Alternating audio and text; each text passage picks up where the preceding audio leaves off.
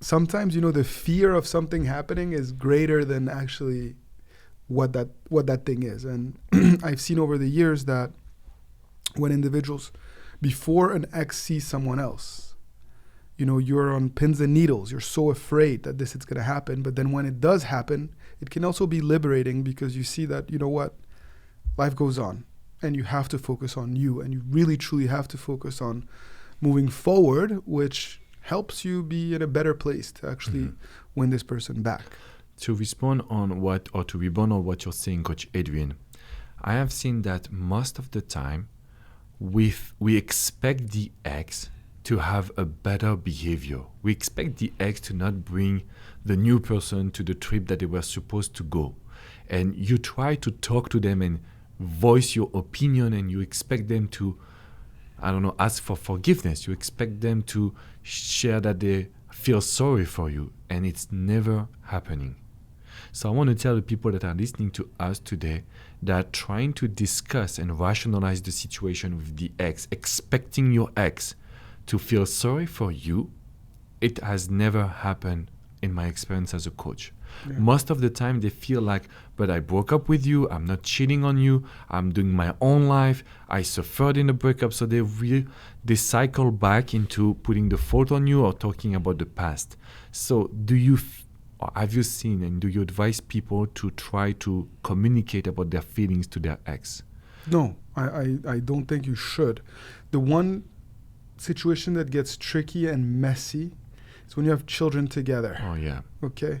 So when you have children together and an ex starts to date again, it's no longer about just you and your ego. You're also trying to protect your kids from this new person that you know nothing about, who's now all of a sudden being introduced to the kids. And that takes a toll. Like it's mentally, it is super, super challenging.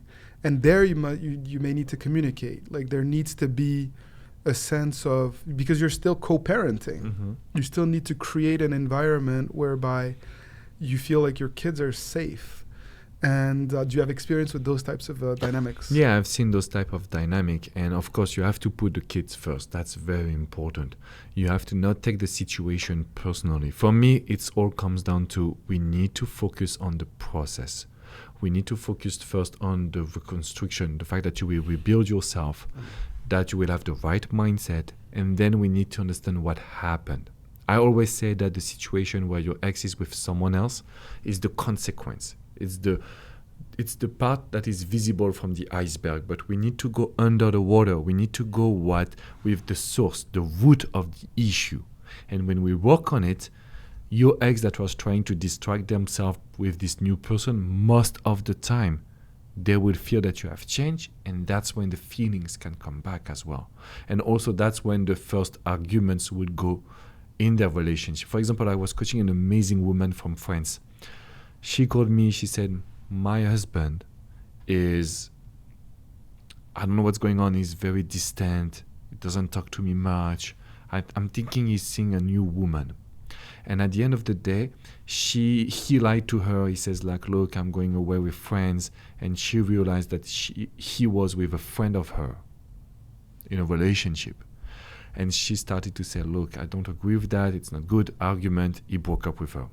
Left her for a friend. And I told her, look, we need to focus on you. And she was like, but look what they are doing. They are posting on social media. He's taking my kids, and now she's the stepmom immediately. So she had a lot of ego. And I said, if you do the job, if you rebuild yourself, I'm pretty sure that he will see what he's losing, because he expects you to not be able to change. And if he really loved her, he will have left. But he left only because you caught him cheating on you.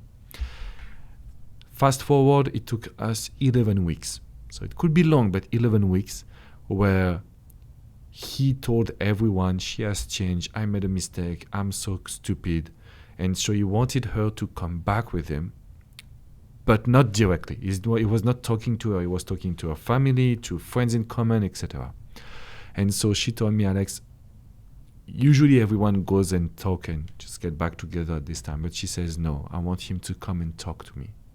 The reason why I'm saying that, it's because when we follow the process of the breakup recovery, when someone is leaving for the shining object, sometime or most of the time, they will realize when the arguments comes after 1, 2, 3 months that you were not so bad, especially if you are changing. But if you're waiting for your ex, that is when you won't have any chance to get them back. I agree. And they need to earn your trust again. Yep.